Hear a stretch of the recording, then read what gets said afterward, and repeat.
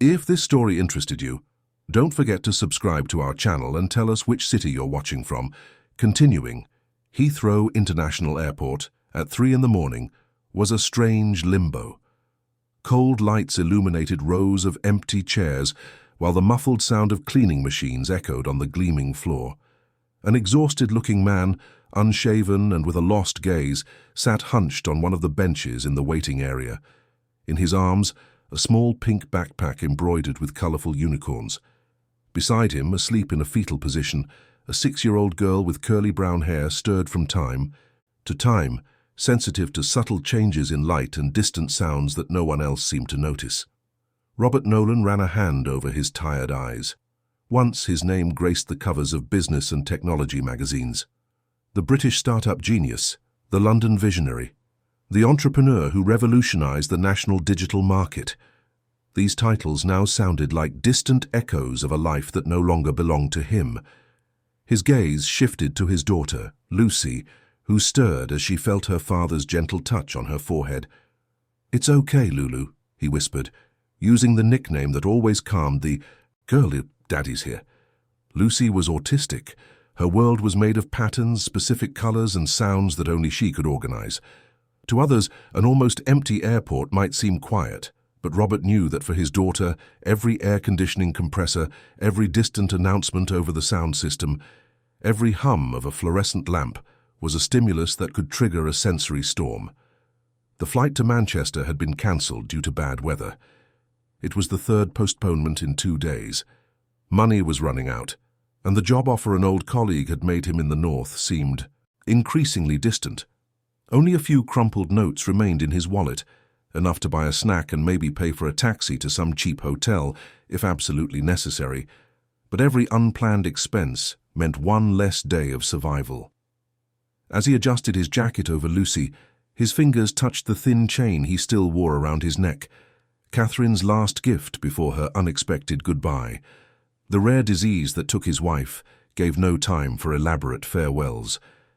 Within months, his life partner and his daughter's mother was simply gone, and with her the ground beneath his feet also disappeared.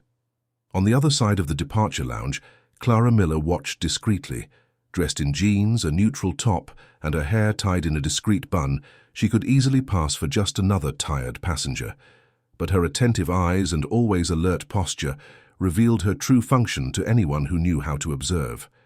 A federal police agent for 8 years, she was on a surveillance mission that had already lasted almost 48 hours. "Target remains in position. No suspicious movements," she whispered into the microphone camouflaged in her shirt collar. The reply came immediately through her discreet earpiece. "Maintain surveillance, reinforcements en route." 3 days earlier, the Federal Police Cyber Intelligence Unit had identified an encrypted device containing classified data from the Department of Defense. The tracking led to a name, Robert Nolan, the same man who now, dejected and seemingly harmless, cradled a sleeping child. The dossier Clara had received described Robert as an opportunistic, cold and calculating businessman who allegedly used his government contacts to gain access to privileged information. According to the preliminary investigation, he was planning to sell this data to foreign companies, compromising strategic British projects. But the man before her did not match that description. When Robert got up to go to the coffee machine, Clara took the opportunity to approach. The girl remained asleep, clutching her worn teddy bear. The agent pretended to look for something in her bag while observing the pink backpack under the bench, the most likely place to hide the device mentioned in the reports. "Damn it," Robert's voice echoed when the coffee machine swallowed his last coin without delivering the product. He gave the side of the machine a weak slap and leaned his forehead against the glass, closing his eyes in a gesture of pure defeat. Clara saw her chance. She approached casually. "These machines are terrible," she commented. "They seem to have a sixth sense for detecting who truly needs caffeine." Robert turned, surprised by the approach. His eyes were red, with deep, dark circles, but he still managed to force a polite smile. "I think they're programmed to identify broke people," he replied with a tired laugh that didn't reach his eyes. "I'm sure there's a sensor for that." Clara laughed back, studying his every micro-expression. Years of training in behavioral analysis gave her an advantage in this type of interaction. "Are you waiting for the Manchester flight too?" she asked. "Yes, third cancellation. I'm starting to think the universe is trying to tell me something." He glanced at his daughter. "But I can't give up now." "Your daughter is beautiful," Clara commented, trying to extend the conversation. "How old is she?" "6, Robert replied, and his gaze immediately softened. "She's special. She has autism. This kind of situation is particularly difficult for her." "I imagine," Clara said, feeling an unexpected discomfort. That wasn't the typical reaction of a criminal under surveillance. "Are you traveling for tourism?" A bitter laugh escaped Robert's lips. "Not exactly. We're starting over. A friend in Manchester offered an opportunity. It's not much, but it's all we have right now." At that moment, Lucy stirred on the bench, reacting to a sudden announcement over the airport's sound system. Her little eyes opened in panic and her hands flew to cover her ears. Robert rushed to her, completely forgetting his conversation with Clara. He knelt in front of his daughter and gently held her small hands. "Low light, high hug, Lulu. Low light, high hug," he repeated like a mantra. To Clara's surprise, the girl responded immediately, lowering her hands and throwing herself into her father's arms, who embraced her protectively. It was a code between them, a magic phrase that meant safety. Observing that scene, Clara felt something she hadn't experienced in a mission for a long time: doubt. The conviction that had guided her for days began to unravel before the genuine devotion of that father. There was something profoundly wrong with that investigation. She could feel it. But she still couldn't identify exactly what. Her cell phone vibrated in her pocket, a new encrypted message. "Device confirmed in target's possession. Prepare for extraction in 30 minutes. Clara looked once more at Robert and Lucy, now calm again. The girl nestled against her father's chest as he stroked her hair. The contrast between the image before her and the orders she had just received could not have been greater. For the first time in her career, Clara Miller hesitated. Chapter 2. Ruins of an Empire. 5 years earlier, Robert Nolan was the face of British technological innovation. His main company, Nova Code Solutions, occupied 3 floors of a glass-fronted building in Canary Wharf, London's financial heart. In those days, his days began with strategic meetings and ended with business dinners with international investors who came to the UK specifically to meet the British Steve Jobs, as some journalists like to call him.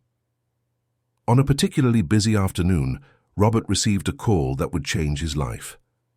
Catherine's voice sounded strangely restrained on the other end of the line. "The results are in, Rob," she said. "I need you to come home." He still remembered every detail of that day.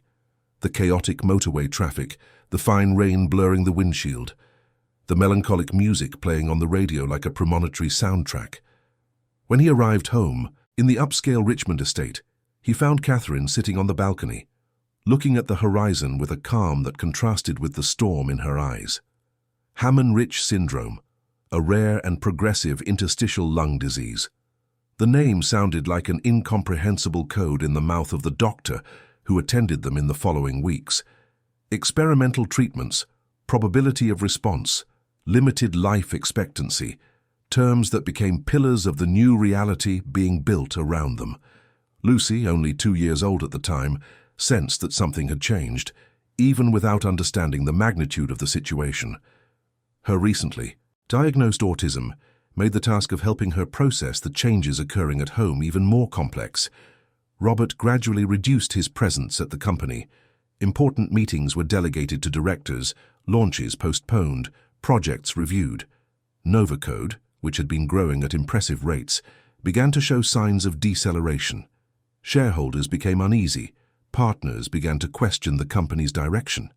But none of this mattered to Robert, whose world now revolved between the hospital and his daughter's special needs. Catherine's treatment was experimental and expensive, absurdly expensive. The health plan covered only a fraction of the costs. Soon the couple was dipping into their savings. Then came the loans, the mortgages, the sale of personal assets.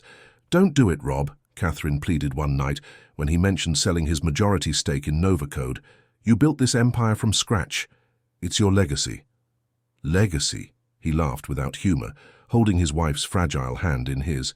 "You and Lucy are my legacy. The rest is just structure."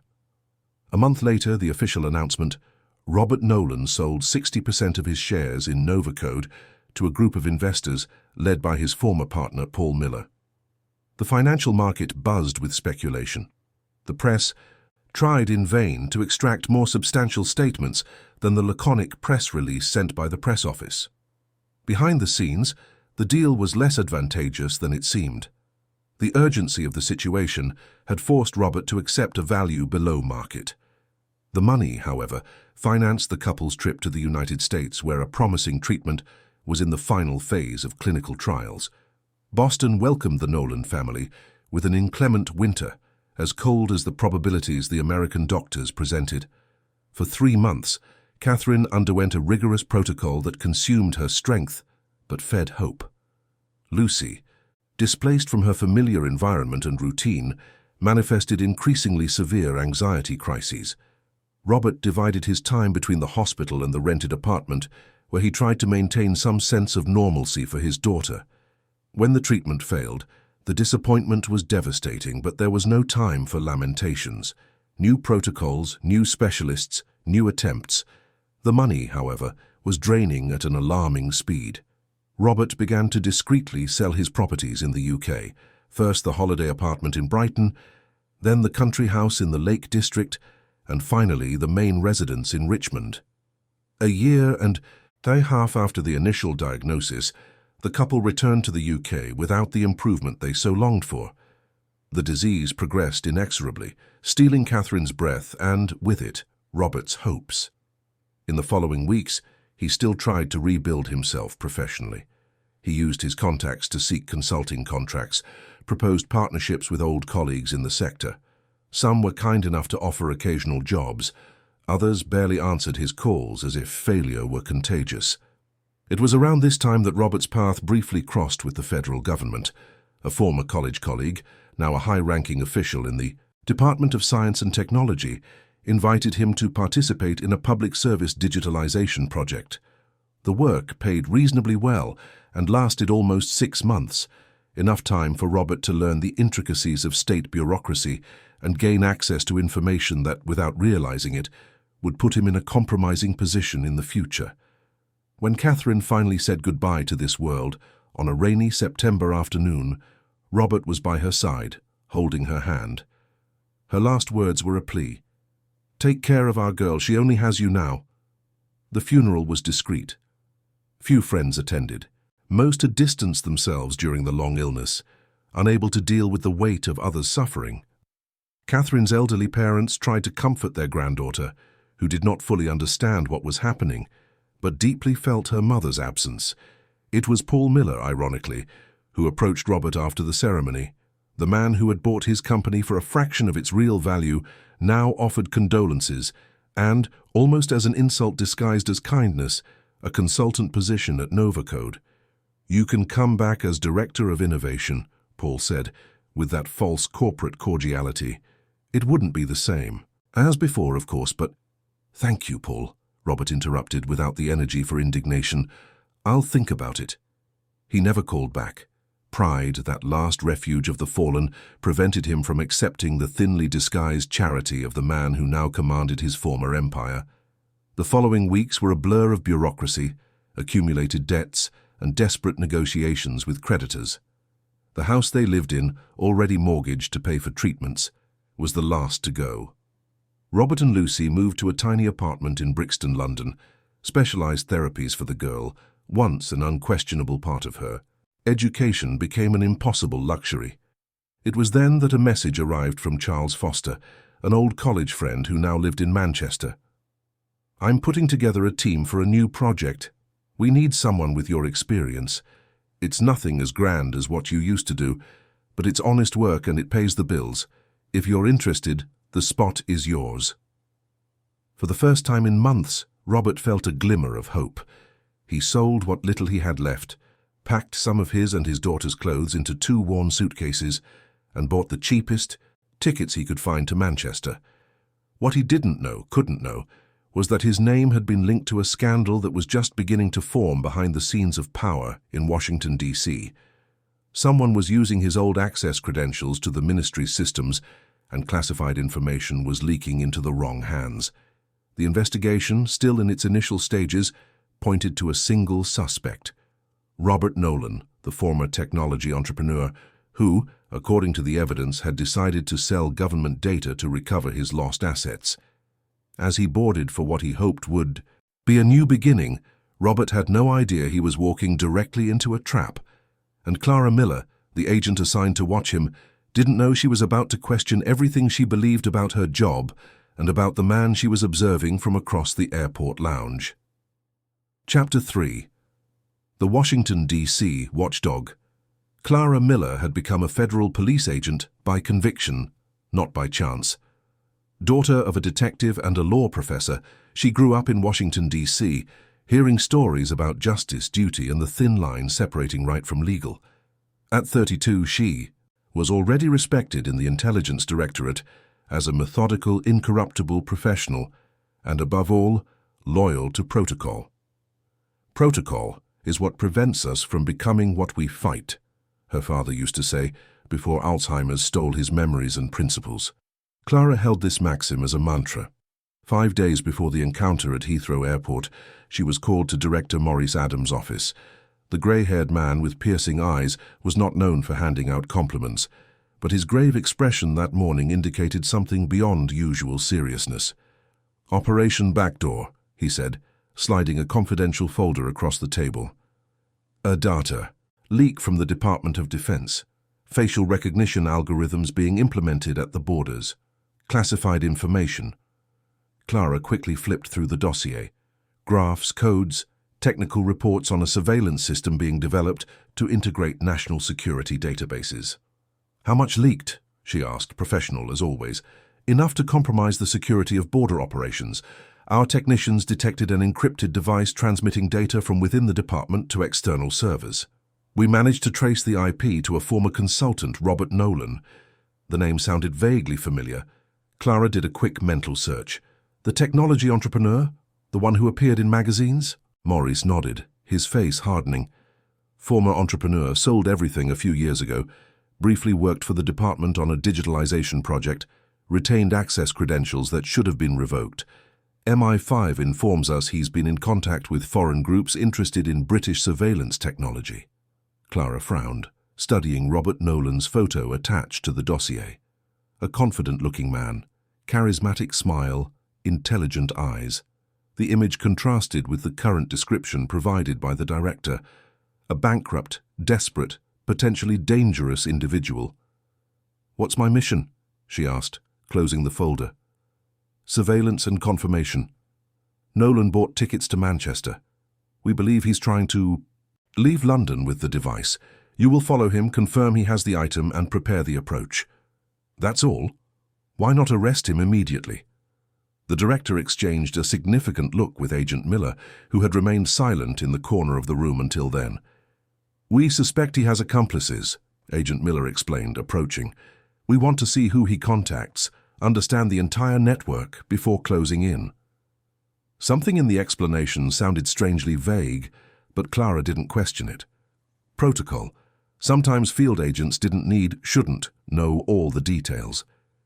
In the next 48 hours, Clara meticulously studied Robert Nolan's profile. His meteoric rise in the technology business world, the sudden sale of his companies, the desperate struggle to save his wife from a rare disease, the dizzying fall that took him from a Richmond mansion to a tiny apartment in Brixton. "Classic profile," Agent Miller commented, supervising the operation. "Quick success, inflated ego, painful fall. These types always think they deserve more than they have. When the opportunity to recover what's theirs appears, they rarely resist." Clara nodded, although something in the simplicity of that analysis bothered her. The reports mentioned a young daughter, diagnosed with autism. His wife had passed away after a long battle with lung disease. Robert Nolan had liquidated all his assets, even personal items of sentimental value, to pay for medical treatments. It wasn't exactly the profile of someone primarily driven by greed. "And the daughter?" Clara asked. "Will she be with him?" Agent Miller shrugged. "Probably. Use that to your advantage if necessary." Something in the coldness of that response disturbed Clara, but she maintained a neutral expression. Professionalism above all.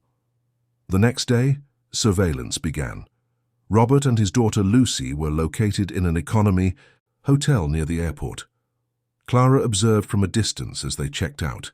The girl seemed agitated, uncomfortable with the noisy, busy environment. Her father, patient, whispered reassuring words as he adjusted the small pink backpack on her shoulders. In the following hours, she discreetly accompanied the pair to the airport. She saw when the flight was cancelled for the first time, and then a second. She observed Robert's growing frustration and the constant care with which he treated his daughter, always attentive to her specific needs. "Target still at the airport," she reported via communicator. "No sign of the device or contact with third parties." Agent Miller's reply was dry. "Keep watching, maintain distance." But maintaining distance became increasingly difficult. The more she observed Robert and Lucy, the more Clara questioned the profile drawn by the analysts. The man before her showed none of the typical behaviors of someone involved in illicit activities. There were no furtive glances, suspicious calls, secret meetings. Just an exhausted father trying to calm a daughter in an environment hostile to her sensitivities. On the third night, when the flight was cancelled again due to weather conditions, Clara saw an opportunity to approach. The interaction at the coffee machine was brief but revealing. Robert Nolan spoke like someone defeated by life, not like someone with an insidious plan. The way he rushed to comfort his daughter during a sensory meltdown was even more impactful. The low-light, high hug was clearly an intimate code developed to offer the girl security. Criminals didn't create secret languages of affection for their children. They didn't show that kind of selfless devotion. They didn't look at a child with that mixture of love and despair as if she was simultaneously the reason for all effort and the source of all hope. Sitting a few feet away, Clara typed her observations into the encrypted tablet, careful not to include her growing doubts in the official report. Protocol left no room for intuition or empathy, only facts, observable behaviors, concrete evidence. "Connection with Washington, D.C. in 20 minutes, Agent Miller's voice sounded in her earpiece. "Make final contact. Confirm device location." Clara hesitated. "The target appears to be with his daughter in a delicate situation. I suggest postponing the approach." A tense pause preceded the answer. "Negative, Agent Miller. Proceed as planned. I repeat, make final contact." The tone left no room for discussion. Protocol. Clara put away the tablet and prepared for another approach when her cell phone vibrated with an encrypted message. "Device confirmed in target's possession. Prepare for extraction in 30 minutes. The agent frowned. How could they have confirmed this without her verification? Who else was monitoring Robert Nolan? She looked again at the father and daughter across the lounge. Lucy had fallen asleep again in Robert's arms, who was now leafing through a worn photo album. Even from a distance, Clara could see his melancholic gaze as he ran his fingers over images of what appeared to be a previous life. A life of happiness and stability that now existed only on faded photographic paper. It was at that moment that something broke inside the agent. A silent certainty that there was a missing piece in that puzzle, something that would completely transform the final picture. Her hands trembled slightly as she typed an unauthorized message to an old colleague in the digital analysis division. "I need a parallel verification on the backdoor case. Urgent, outside official channels." It was a serious violation of protocol, the kind of action that could cost her career. But for the first time in years, Clara Miller put her intuition above the rules. The answer arrived 7 minutes later, encrypted in a code only the two of them knew. Verification done. There are serious inconsistencies. Original IP tampered with. Target possibly a scapegoat. Be careful, Clara. Her heart raced. If that were true, Robert Nolan was not a criminal, but a victim, and she was about to participate in an injustice that would destroy what remained of his life and, even more seriously, affect an innocent and vulnerable child. Clara looked at the digital clock above the boarding gate. 20 minutes until extraction.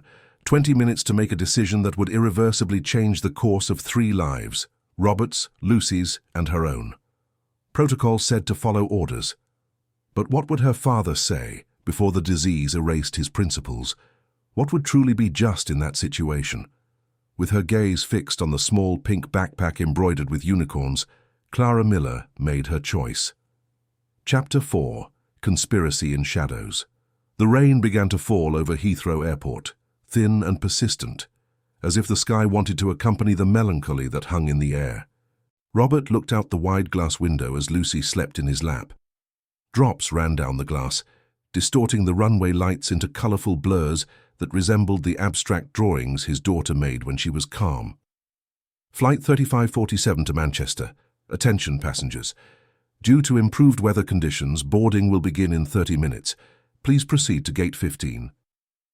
The announcement woke Lucy, who stirred restlessly. Robert stroked her hair, mentally preparing for the delicate process of boarding with her. Airports were challenging environments for children with autism, bright lights, loud sounds, unfamiliar people trying to interact, queues, waits, incomprehensible rules. Each step was potentially a trigger for a meltdown. "Are we traveling now, Lulu?" the girl asked in a sleepy voice. "Yes, Princess. We're finally going to our new home. Remember Uncle Charles, whom I showed you in the photo? He's going to help us start over." Lucy nodded, clutching her teddy bear to her chest. "Is Benji coming too?" "Of course. Benji is family." As he organized their small carry-on luggage, Robert noticed the woman he had spoken to earlier. She seemed tense, speaking discreetly on her cell phone while glancing in his direction. There was something in her behavior that triggered an instinctive alarm, a reaction he had developed over years of difficult corporate negotiations. Clara, for her part, was finalizing a crucial call. After receiving confirmation of the inconsistencies in the case, she decided to contact her old mentor at the Federal Police Academy, retired Superintendent Vance. In a few coded words, she explained the situation and requested an urgent check of internal records. "Miller, what you're suggesting is serious." Vance's hoarse voice sounded worried. "We're talking about possible manipulation of evidence." "I know, sir. That's why I need independent confirmation before I act. I have less than 20 minutes. There was a heavy silence on the line before the former superintendent replied, "I'll check. Stay on the line." Clara kept her gaze fixed on Robert, who was now helping Lucy put on her trainers. The girl made repetitive hand movements, a common self-regulating behavior in autistic children when anxious. Her father, patient, waited for her to finish before moving on to the next step. "Miller," Vance's voice returned, now graver. "I accessed the records. The initial device was identified in the department's security system 3 weeks ago, correct?" "Positive. The access was not made with Nolan's credentials. They were active credentials of an internal user." Clara's heart raced. "So how did his name appear in the investigation?" "Someone manually inserted it. I found the record of the alteration. A user with administrative access level modified the logs to incriminate Nolan." "Who?" Another silence, longer this time. "A user registered as PM Miller." Clara felt a shiver run down her spine. Miller, the same agent supervising the operation, the same man who had insisted so much on immediate action, even with a vulnerable child involved. "There's more," Vance continued. "I looked for connections between Miller and Nolan. I found something interesting. Paul Miller was a minority shareholder of Novacode before Nolan sold it. It seems he tried to increase his stake during Nolan's financial crisis, but was passed over in favor of another investor." The pieces began to fall into place in Clara's mind. A personal vendetta disguised as an official investigation, an agent abusing his position to incriminate a past adversary, and Robert Nolan, already devastated by life, about to be completely destroyed by a conspiracy he didn't even understand. "Thank you, sir. I know what I need to do now." "Miller," Vance's voice sounded worried. "Be careful. If Miller finds out you know—" "Understood, don't worry." Clara hung up and looked at her watch. 15 minutes until extraction. 15 minutes to prevent an injustice.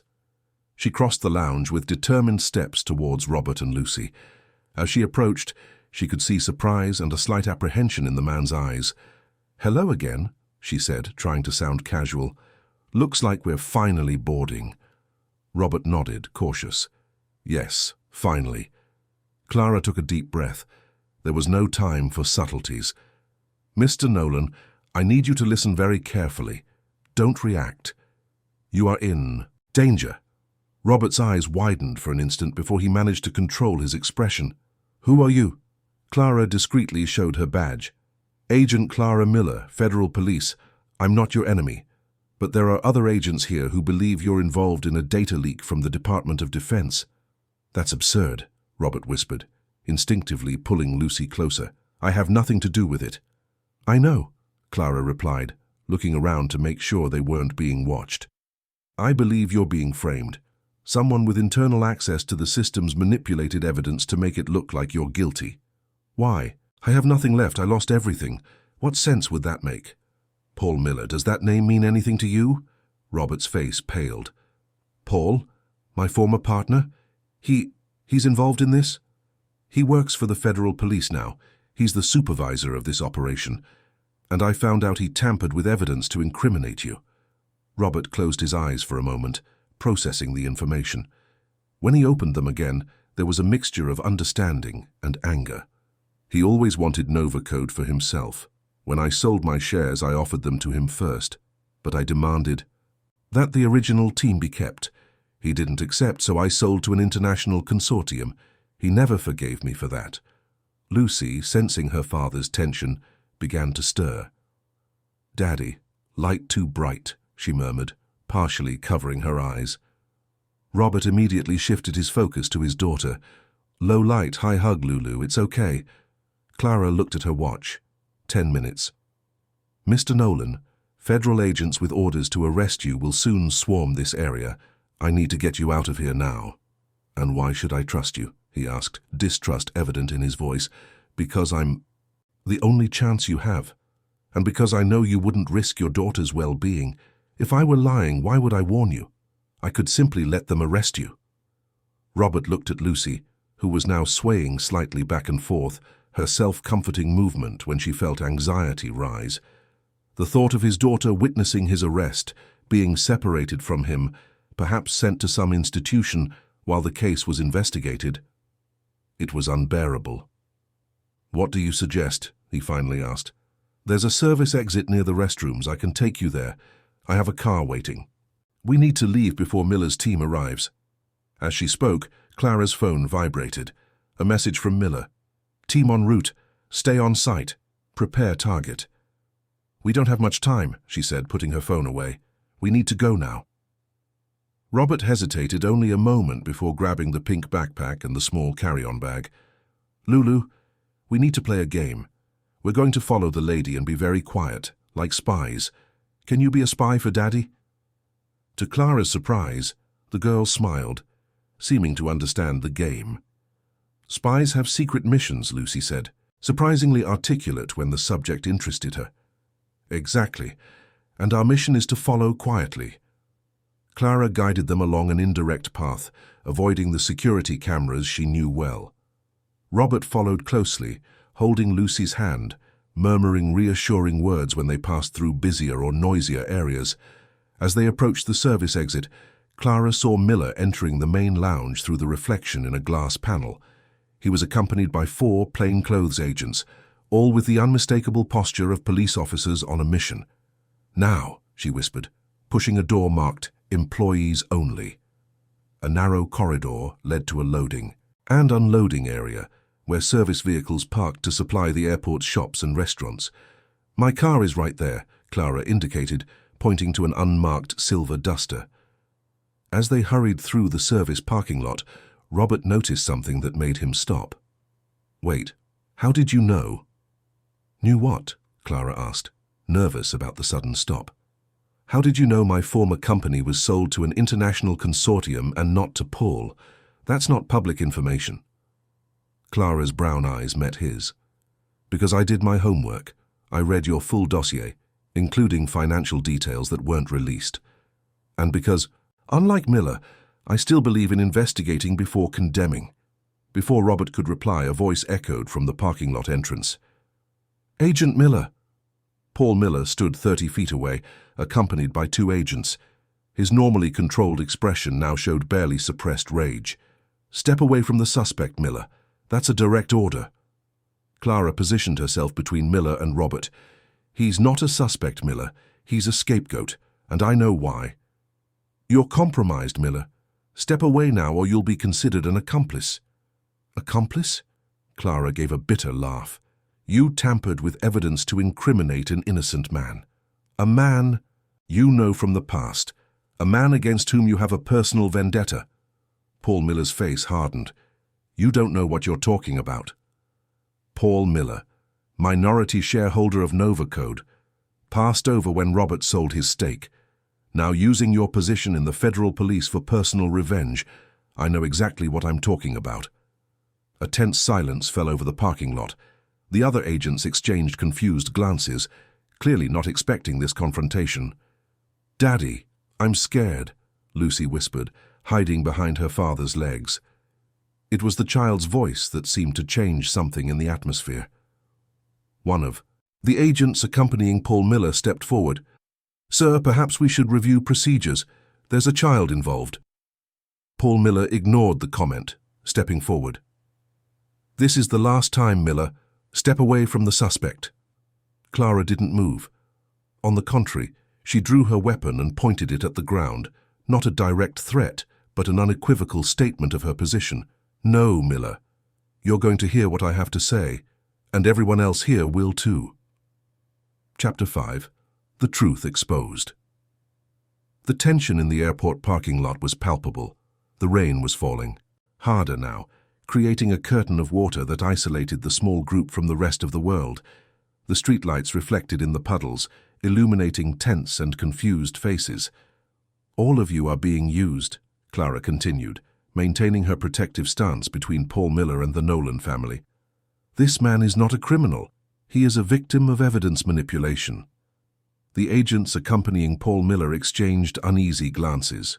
One of them, younger, with his badge discreetly visible under his jacket, stepped forward. Agent Miller, these are serious accusations. Do you have proof of what you're saying? Ryan, don't be an idiot, Paul Miller interrupted. She's obviously emotionally compromised. I have proof, Clara affirmed, without taking her eyes off Paul Miller.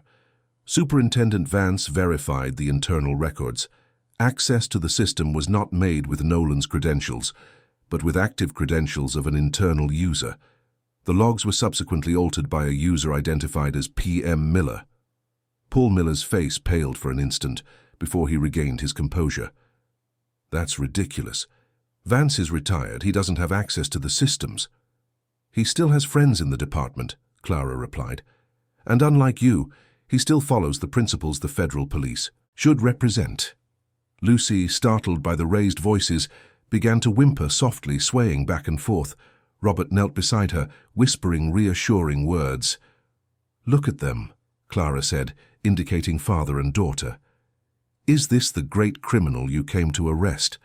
A single father caring for an autistic child? A man who lost everything trying to save his wife? What kind of threat to national security is this? Don't be fooled, Paul Miller retorted, his voice betraying a slight tremor. Appearances can be deceiving. He may seem harmless now, but what, Miller?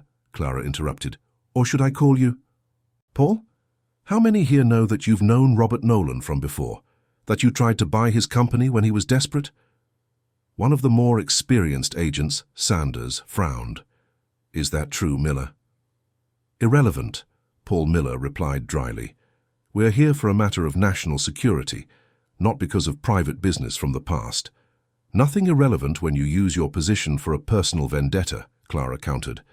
Then, addressing the other agents, did you verify the evidence yourselves, or did you just follow orders?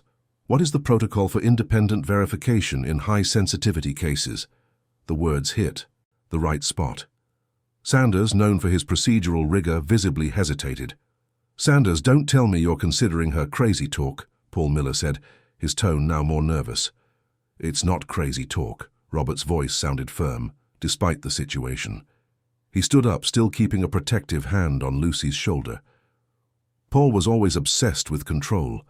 When we founded Novacode, he tried several times to change the company's direction against the team's wishes. When I needed to sell my stake, he offered an absurdly low amount on the condition of firing half of the original employees. I refused and sold.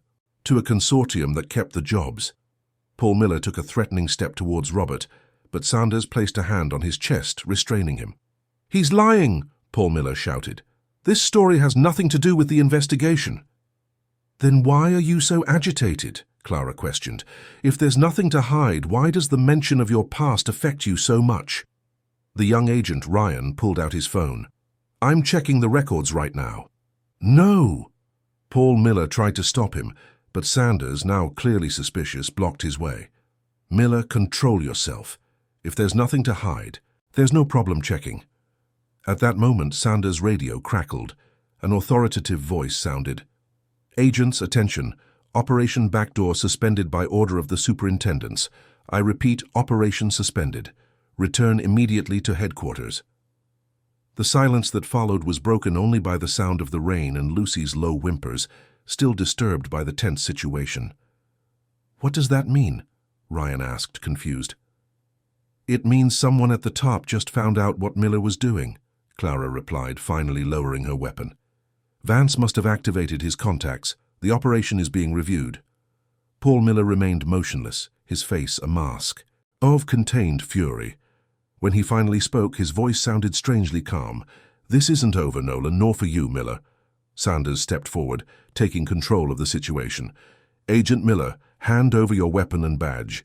You are temporarily suspended until this situation is clarified." "You have no authority for that," Paul Miller growled. "As a senior agent in the absence of an immediate superior, yes, I do," Sanders replied, impassive. "Don't make me repeat myself." For a tense moment, everyone thought Paul Miller would react. But after a few seconds, he slowly removed his holster and handed over his weapon, followed by his badge. His gaze, however, remained filled with hostility. "Mr. Nolan," Sanders said, turning to Robert, "I apologize for the inconvenience. You are not under arrest, but we will need your statement to clarify this situation. Would you be willing to accompany us voluntarily to the superintendent's?" Before Robert could answer, Lucy began to scream, covering her ears with her hands. The prolonged tension had finally triggered a full sensory meltdown. Robert immediately knelt to calm her, but this time the reassuring words didn't seem to work. "She can't go to a police station," Clara said, approaching, the father and daughter. "Look at her. This environment is already excessively stimulating. A federal police headquarters would be unbearable." Sanders observed the child in crisis and nodded slowly. "I understand. Mr. Nolan, are you willing to cooperate at another time?" "Yes, of course," Robert replied, still trying to calm Lucy. "I want this clarified as much as you do, but right now I need to take care of my daughter." "I'll take responsibility for him," Clara said, to everyone's surprise, including her own. "I know a place where they can stay safe until everything is resolved, and I guarantee he'll be available to give a statement when needed." Sanders considered the proposal for a moment before nodding. "Very well, Agent Miller. I will trust your judgment, but I expect a full report on my desk by tomorrow noon." "Yes, sir." "As for you, Miller, you're coming with us now," Sanders ordered, gesturing for Ryan to escort him. Paul Miller cast one last venomous look at Robert and Clara before being led away. "This won't stand," he muttered as he passed them. When the agents left, taking Paul Miller with them, Clara felt her shoulders relax slightly. She turned to Robert, who was still trying to calm Lucy. "How is she?" she asked, kneeling beside them. "Overwhelmed," Robert replied, concern evident on his face. "We need to get out of here. Find a quiet place." "Come with me," Clara said, standing up and picking up Robert's small bag. "My apartment isn't far from here. It's a quiet place without much visual or auditory stimulation. You can rest there until we decide what to do." Robert looked at her with a mixture of gratitude and distrust. "Why are you helping us? You don't even know us." Clara reflected for a moment before answering. "Because I almost made a terrible mistake today. I almost destroyed an innocent family's life by blindly following orders without questioning. I don't know if I could live with that. Robert nodded slowly, understanding. Carefully, he picked Lucy up, who was still trembling and shaking her head rhythmically, her self-comforting mechanism. As they walked towards Clara's car, the rain began to subside. The clouds parted, revealing a star-dotted night sky. A convenient metaphor for what had just happened, Clara thought, the storm passing, the truth emerging. On the way to her apartment, Clara watched the father and daughter in the rearview mirror. Robert had covered Lucy with his own jacket, creating a kind of cocoon that reduced sensory stimulation. He whispered to her continuously, simple stories about a better future awaiting them. Gradually, the girl calmed down, eventually falling completely asleep. "You're very good with her," Clara commented in a low voice. Robert smiled tiredly. "I had to learn to be. After Catherine left, it was just the two of us against the world. And the world is rarely kind to people like Lucy. You could have left her with her grandparents, moved on alone. It would have been easier." "Easier? Maybe," Robert admitted, "but it wouldn't be right. She's my daughter, my responsibility, my everything now. No matter how difficult it gets, we'll be together." Something in those words touched Clara deeply. In her years with the federal police, she had seen so many people abandon their responsibilities, so many parents neglect their children in search of personal comfort. Robert's devotion was something rare and precious. "You're going to be okay, you know," she said, surprising herself with the conviction in her voice. "Tonight was terrible, but it's over. Miller will be investigated. The truth will come out." "And then?" Robert asked, his gaze lost in the urban landscape passing by the window. "I have nothing, Clara. No money, no home, no guaranteed job. How will I take care of her?" Clara thought for a moment before answering. "One step at a time. First, we'll ensure your safety. Then we'll see what can be done.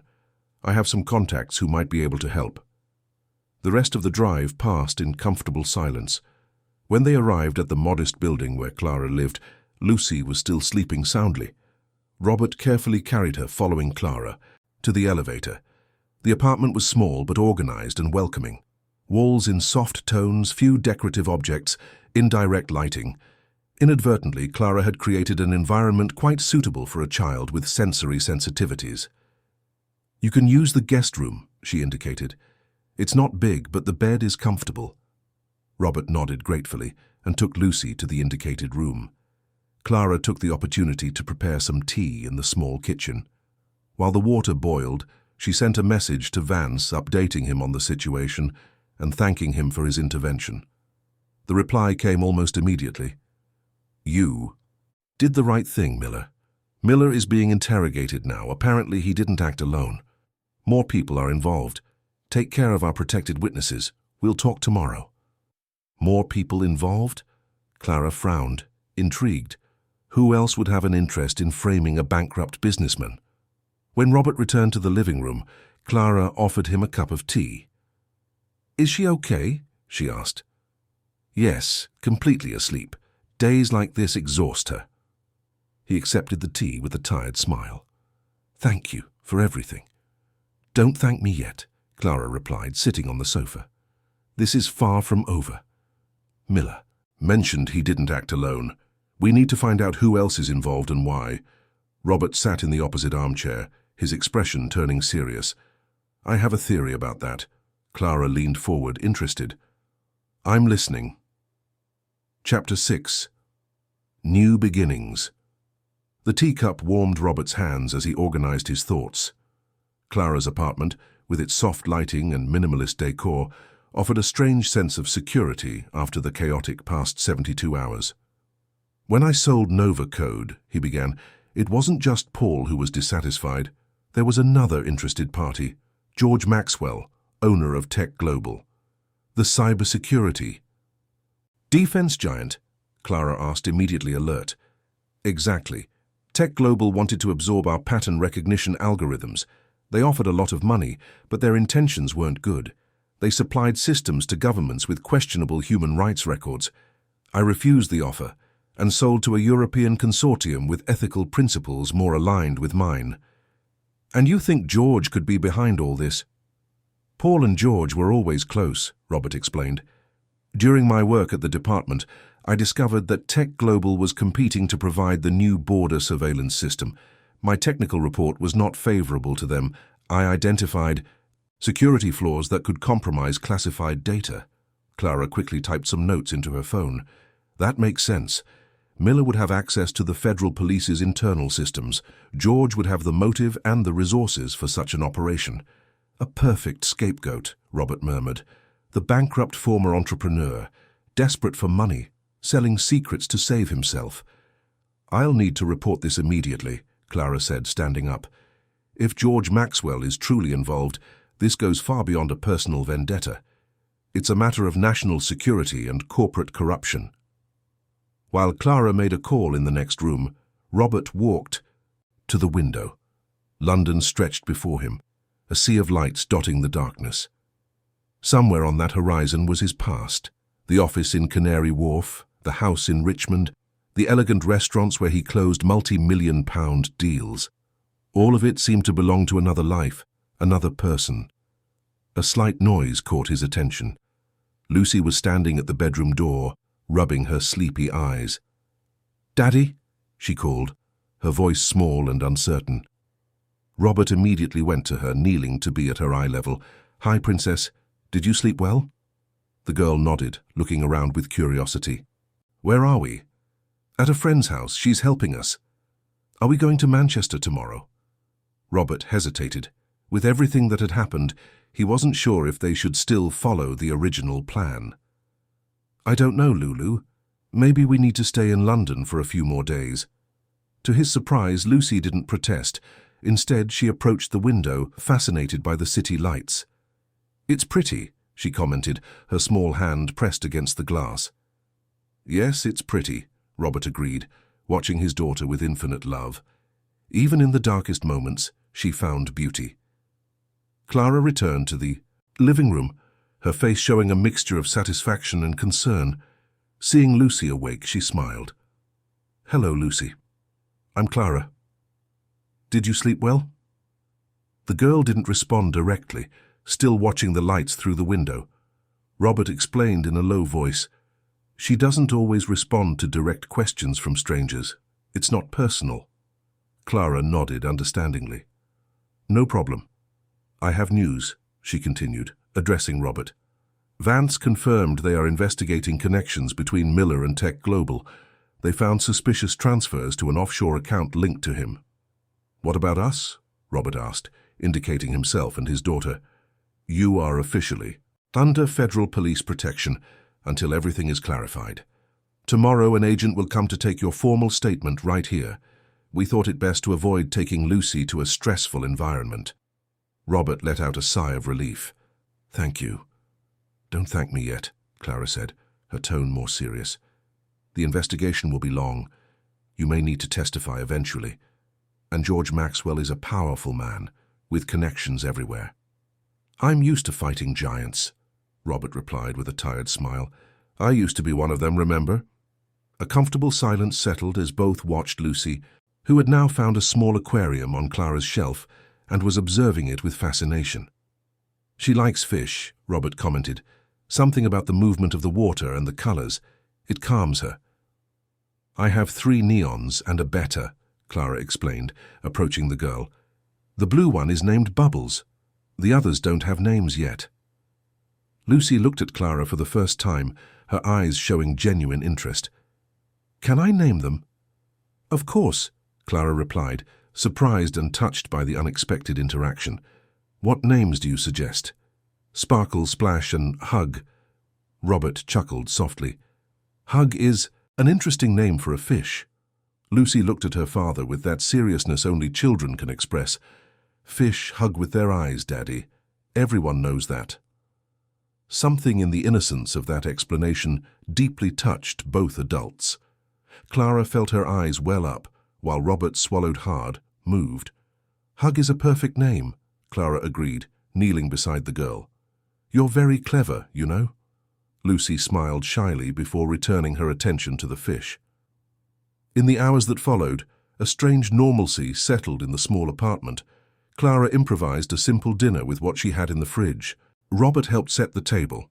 Lucy, surprisingly at ease in this new environment, calmly drew on some sheets of paper Clara offered. As they washed the dishes after the meal, Robert broke the silence. "Why did you do all this? Risked your career, your reputation? For us?" Clara continued, drying a plate longer than necessary before answering. "My father was a detective. He always said the badge wasn't about power, but about protection. We protect the innocent, not the system," he would repeat. "He sounds like he was a good man." "The best I knew," she confirmed, with a melancholic smile. "Alzheimer's took him 2 years ago. In the last few months he didn't recognize me anymore, but until the end, he talked about justice and protection." "He'd be proud," Robert said simply. "I hope so." The next morning brought quick changes. Vance arrived early, accompanied by a discreet team.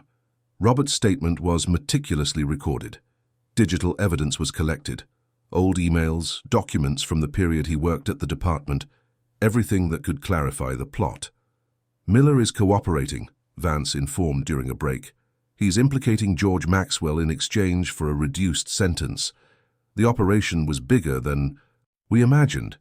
They intended to use you as a scapegoat while Tech Global took control of the border surveillance system." "And now?" Clara asked.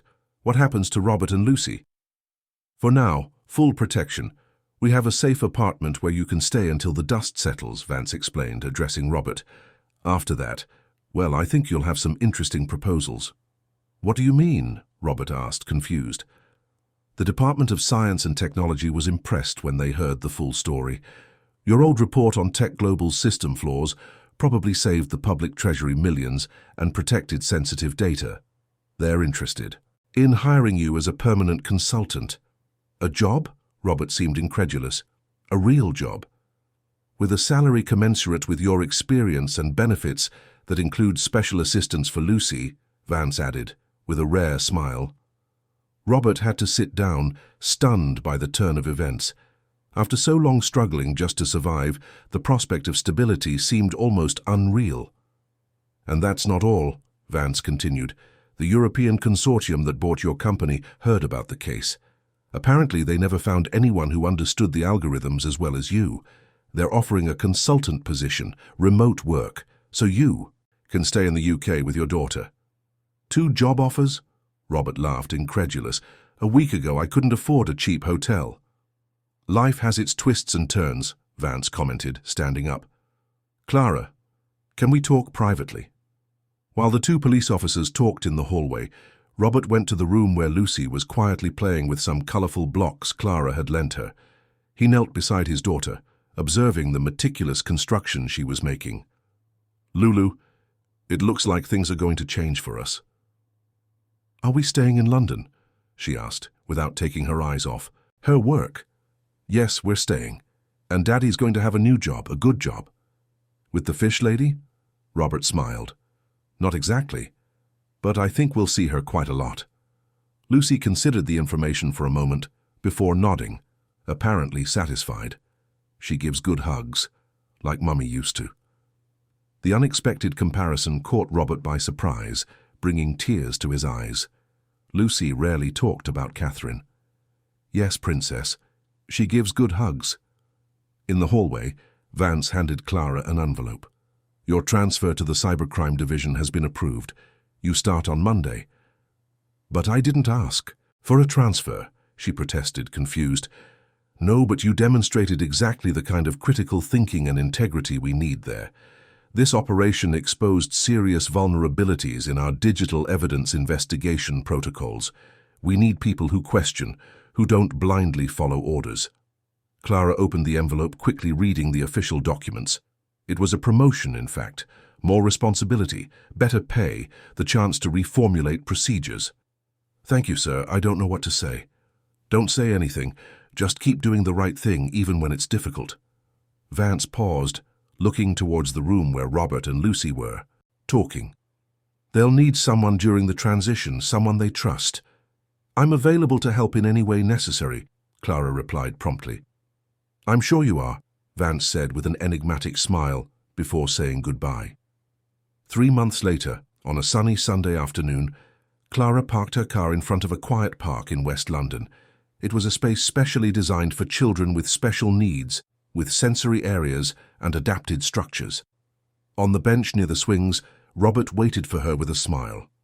"She's loving the new therapist," he commented when Clara sat beside him.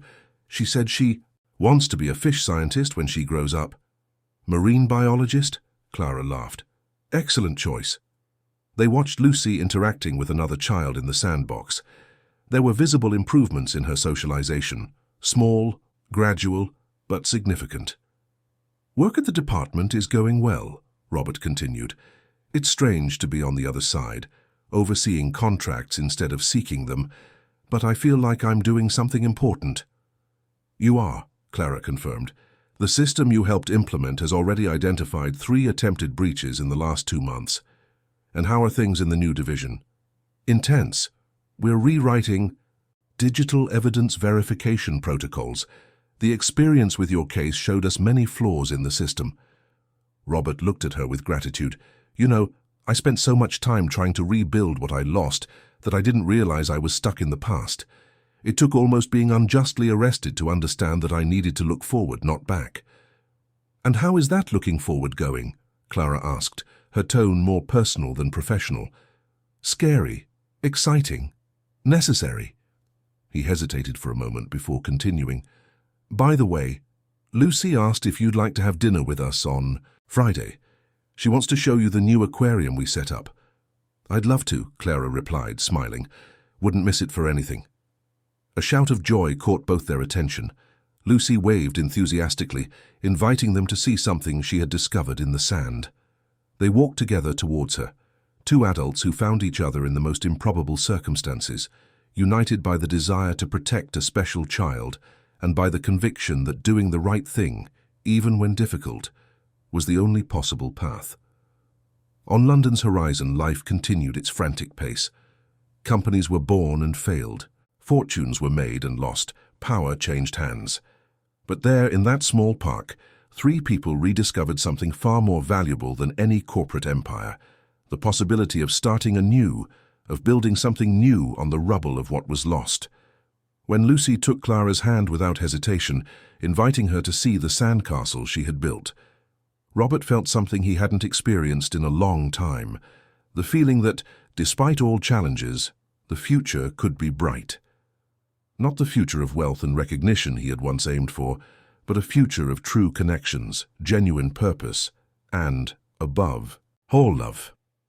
"Low light, high hug," Lucy whispered as she spontaneously hugged Clara, surprising both the police officer and her father. "Low light, high hug," Clara repeated, returning the hug with tears in her eyes, finally understanding the true meaning of that secret code. In moments of darkness, what truly matters is the human warmth we find in each other. Dear listeners, we hope Robert and Lucy's story has touched your hearts as much as it touched ours in creating it. To continue experiencing emotions like this, we have a special playlist with other narratives that explore the new beginnings and second chances that life offers us. Find it by clicking here on the side. If this story about protection, justice, and new beginnings moved you, don't forget to subscribe to the channel and leave your like. Every day we bring unique stories that explore the complexity of British life and the bonds that unite us as human beings. We await your comments to know which moment touched you the most.